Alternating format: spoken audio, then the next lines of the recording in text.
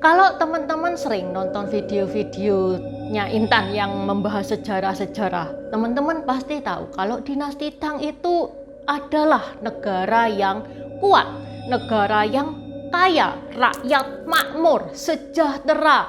Sampai dinasti Tang itu dinamakan era Golden Age kedua setelah yang pertama itu dinasti Han.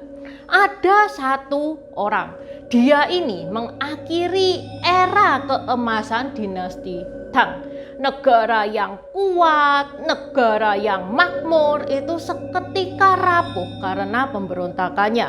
Puluhan juta jiwa melayang dan ini pemberontakan yang termasuk pemberontakan besar dalam sejarah. Siapakah dia? Dia adalah An Lushan. Dia itu jenderal kesayangannya Kaisar. Sampai loh ya, Kaisar itu ngasih dia rumah mewah di ibu kota. Lah kenapa Kaisar memperlakukan dia sebaik itu? Malah loh ya, diadopsi, diangkat jadi anak. Lah kok dia melakukan pemberontakan yang menghancurkan negara Tang? Dajian ni hao, namaku Intan, selamat datang di channel aku Dynasty. Seperti biasa, Intan mau membacakan pesan yang masuk dari Saweria. Kali ini dari Bisindo. Cik Intan bantu promo website usaha saya bisindo.com menyediakan jasa pendirian PT Visa One Stop Corporate Service begitu secara online. Oke, buat teman-teman yang kepingin ngepoin jasa Bisindo, silakan klik linknya. Teman-teman yang mau mendukung channel ini supaya channel ini bisa lebih baik lagi, bisa lebih maju lagi, teman-teman bisa mendukung via Saweria atau PayPal yang linknya Intan taruh di deskripsi. Dukungan sekecil apapun berarti banget buat channel ini, dan di Saweria atau PayPal teman-teman itu bisa menulis pesannya bisa berupa video request, pertanyaan, atau support yang nantinya bakal Intan bacakan di video berikutnya.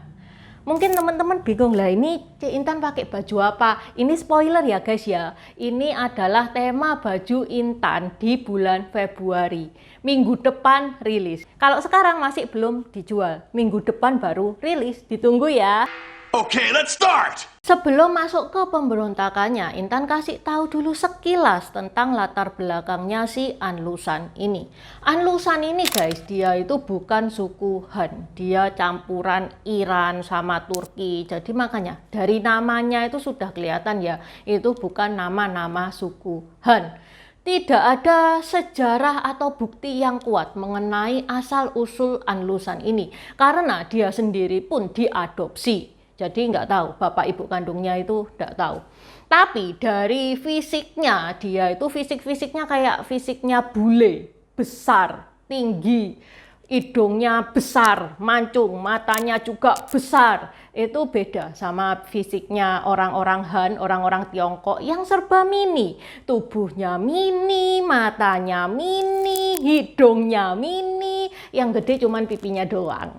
Pada tahun 732, pada waktu An Lushan itu masih remaja, dia pernah kepergok mencuri domba. Sama Jenderal Chang Shouhui, An Lushan ini nyaris dihukum cambuk sampai mati. Terus An Lushan ini membela diri, dia berteriak, Tuan, negara ini lagi dalam bahaya. Itu si suku Khitan sama suku Shi itu bisa nyerang sewaktu-waktu. Kamu itu butuh saya loh buat menghadapi mereka. Aku tuh badanku besar kayak gini. Mereka takut itu sama aku. Jenderal Chang itu terkesan dengan pembelaannya An Lushan, sehingga Jenderal Chang itu tidak jadi mengeksekusi An Lushan ini, malah dijadikan polisi.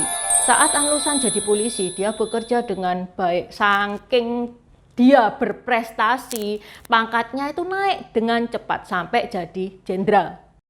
Pada tahun 736, An Lushan itu melakukan serangan besar-besaran kepada suku Khitan dan suku Shi. Itu serangan yang membabi buta, serangan yang tidak sesuai rencana. Akibatnya An Lushan pun kalah. Menurut pengadilan militer, hukumannya mati loh. Dia sudah bertindak seenaknya sendiri, kalah. Kalau menang, masih tidak dihukum lah. Ini sudah melanggar terus kalah juga, ya udah. Tapi Jenderal Chang itu di sisi lain dia itu merasa wah ini Anlusan ini orang berbakat, kok sayang ya kalau dia mati, itu sayang, negara itu masih butuh dia. Sehingga Jenderal Chang ini mengirim Anlusan ke Kaisar Xuanzong. Ya semoga Kaisar Xuanzong ini memaafkan Anlusan, tidak menghukum mati Anlusan, karena memang Anlusan masih berguna bagi negara. Kaisar Xuanzong berdiskusi sama menteri-menterinya dan mengingat prestasi-prestasinya Anlusan, plus dilihat Anlusan itu orangnya besar, tinggi. Akhirnya Anlusan tidak jadi dieksekusi, cuman gelarnya itu dicopot. Anlusan mulai lagi dari nol. Tapi karena memang Anlusan ini orang berbakat, nggak lama kok, meskipun dia mulai dari nol nggak ada gelar, untuk mendapatkan gelar lagi itu nggak butuh waktu yang lama buat Anlusan. Pada tahun 741, Kaisar Xuanzong sendiri dia yang menunjuk Anlusan supaya menjadi komandan di provinsi Ying. Anlusan itu menjalin kedekatan dengan Kaisar Xuanzong sampai Kaisar Xuanzong itu suka sama si Anlusan ini. Pada tahun 751, Anlusan itu dikasih rumah mewah di ibu kota. Bukan cuman rumahnya, perabot-perabotnya dikasih yang serba mewah, dilapisi emas dan perak. Bahkan juga dikasih sepasang sofa dengan panjang 10 kaki, lebar 5 kaki. Sofa itu dari kayu cendana yang langka dan mahal. Bukan cuman itu, Anlusan juga dikasih pangkat Jietushi yang merupakan pangkat keren pada saat itu, kayak jenderal militer gitulah ya. Itu pangkat yang bergengsi. Hubungannya yang semakin erat dengan Kaisar Xuanzong. Kaisar Xuanzong tuh sampai nyuruh istri kesayangannya untuk ngangkat dia jadi anak. Istri kesayangannya ini namanya Yang Kuei-fei, yang merupakan salah satu wanita tercantik di Tiongkok kuno. Di Tiongkok kuno cuman ada 4 wanita cantik dan Yang Kuei-fei ini salah satunya. Kalau Intan pernah bahas satu video sendiri tentang Yang Kuei-fei. Kalau teman-teman mau tahu kisahnya Yang Kuei-fei, ini cewek juga bikin ulah ini linknya di deskripsi juga sudah Intan taruh. Konon pada waktu adopsi si Anlusan ini itu ada perayaan kayak Anlusan itu dimandiin kayak bayi, dimasukin bak terus dimandiin tuh kayak bayi. Lucu banget, Anlusan segede itu dimasukin bak. Kalau teman-teman nonton videonya Intan tentang Yang Kuei-fei itu, secantik itu Yang Kuei-fei sampai bisa membuat Kaisar Xuanzong itu mabuk kepayang. Apa saja yang diminta Yang Kuei-fei itu dituruti semua. Sehingga banyak kerabatnya Yang Kuei-fei itu bisa menjadi pejabat dengan jalur nepotisme. Salah satunya adalah Yang Guozhong. Yang Guozhong ini dia nggak suka sama Anlusan, sehingga terjadi kayak persaingan gitu sama Anlusan. Sama-sama Yang Guozhong pengen menyingkirkan Anlusan, Anlusan juga pengen menyingkirkan Yang Guozhong.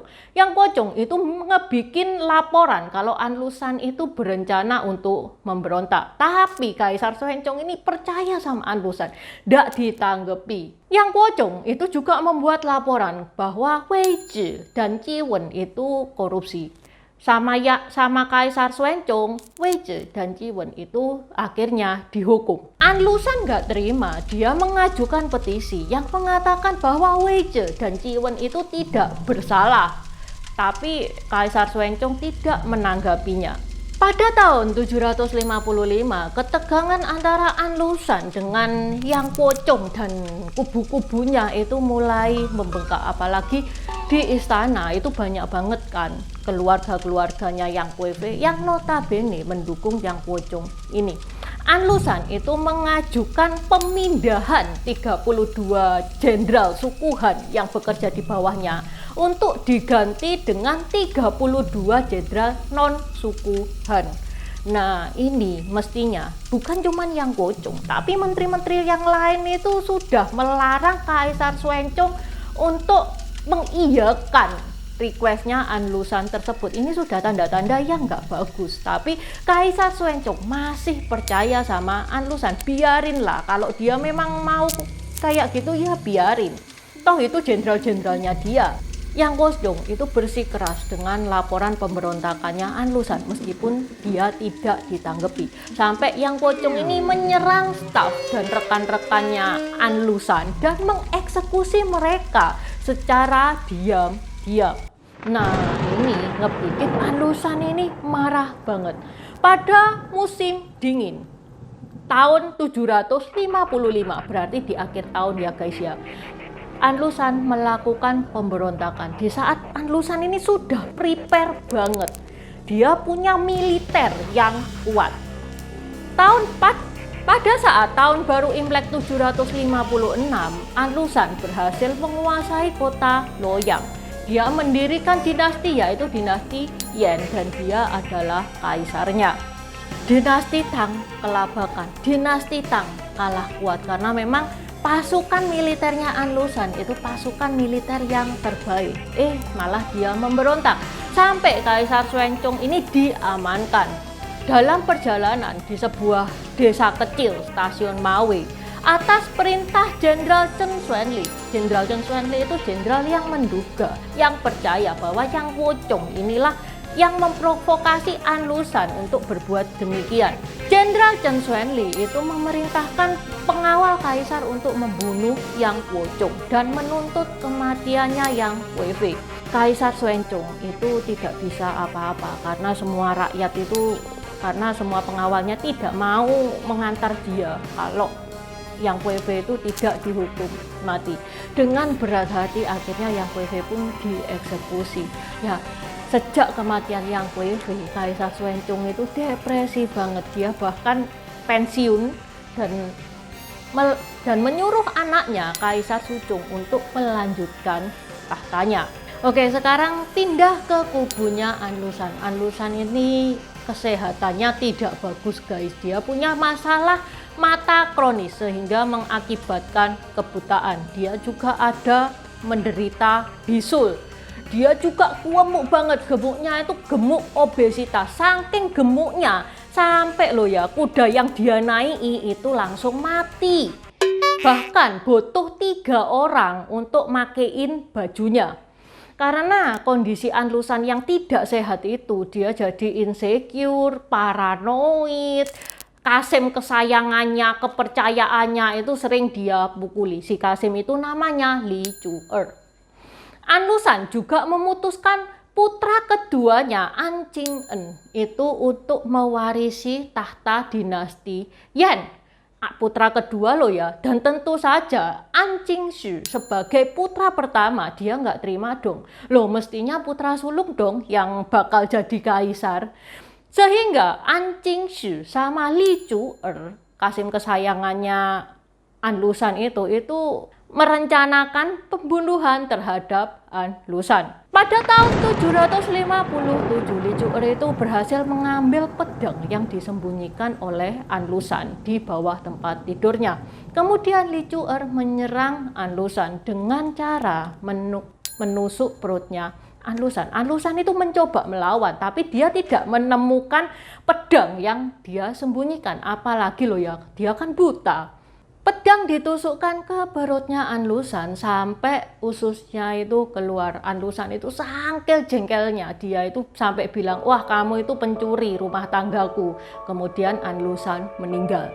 Setelah An Lushan meninggal, An Qingxu naik tahta menjadi kaisar dinasti Yan. Tapi 2 tahun kemudian dia dibunuh oleh She Ximing yang merupakan anak buah kesayangannya, jenderal kesayangannya An Lushan. An Qingxu meninggal, She Ximing itu menjadi kaisar di dinasti Yan. Tapi cuman 1 tahun 11 bulan kemudian dia dibunuh oleh anaknya sendiri, yaitu She Chaoyi. Oke, sekarang Intan pindah lagi ke dinasti Tang. Di sisi lain, setelah dinasti Tang itu ganti ya kaisarnya, ganti jadi Kaisar Suzong ya. Kaisar Suzong dia itu membentuk kekuatan bersama suku-suku minoritas yang lain untuk menggulingkan dinasti Yan. Setelah dirasa kuat, siap, matang, diseranglah dinasti Yan. Cao Yi itu tidak bisa kelabakan mengatasi pasukan dinasti Tang, itu dia tidak mampu. Akhirnya 1 tahun setelah dia menjabat jadi kaisar, Cao Yi ini bunuh diri dan dinasti Yan pun berakhir. Meskipun An Lushan ini gagal menggulingkan dinasti Tang, tapi ulahnya ini berimbas besar pada kelanjutan dinasti Tang. Pemberontakannya ini pemberontakan yang besar, ngebikin negara Tang ini menjadi lemah sampai menewaskan puluhan juta nyawa. Ya udah, sejak saat ini wes dinasti Tang itu sudah tidak bisa dibilang era Golden Age lagi, sudah tidak makmur lagi, tidak kaya lagi, tidak kuat lagi, sampai akhirnya runtuh.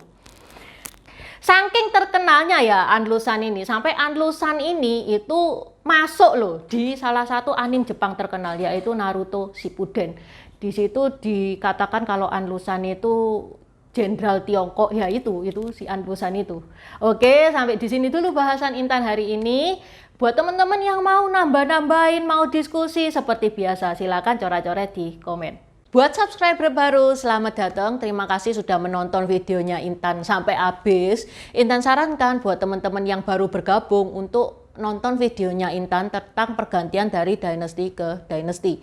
Ini nih videonya, di deskripsi juga sudah Intan taruh, karena di video pergantian dynasty itu adalah basic dari semua videonya Intan. Itu yang pertama. Yang kedua, video pergantian dari dynasty ke dynasty ini bakal sangat membantu teman-teman kalau misalkan teman-teman itu nonton film-film Tiongkok yang kuno-kuno itu bakal sangat membantu banget, karena film-film Tiongkok itu nggak menceritakan secara jelas background kayak gimana. Terima kasih udah nonton channel ini sampai habis. Dukung aku terus berkarya dengan klik subscribe dan bunyikan lonceng di bawah ya guys.